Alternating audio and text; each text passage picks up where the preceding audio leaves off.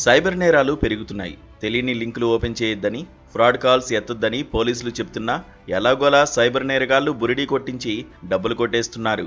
తాజాగా హైదరాబాద్కు చెందిన ఓ వృద్ధుడి నుంచి ఏకంగా 19 లక్షల రూపాయలు కాజేశారు. తక్కువ పెట్టుబడి పెట్టి అధిక మొత్తంలో ఎలా సంపాదించాలి అనే ఓ ఇంటర్వ్యూను చూశాడు టోలీచౌకీకి చెందిన 80 ఏళ్ల వృద్ధుడు. అందులో స్టార్ మార్కెట్ పెట్టుబడుల గురించి వివరించారు.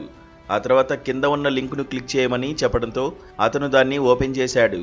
అంతే, వెంటనే ఒకరు లైన్లోకి వచ్చి షేర్ మార్కెట్, ఆన్లైన్ ట్రేడింగుల్లో పెట్టుబడులు, వచ్చే లాభాల గురించి వివరించాడు.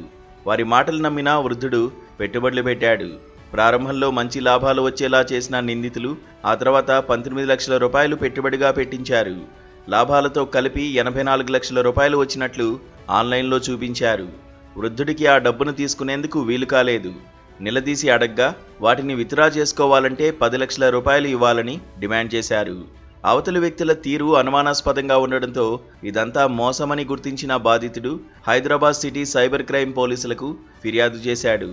పోలీసులు కేసు దర్యాప్తు చేస్తున్నారు.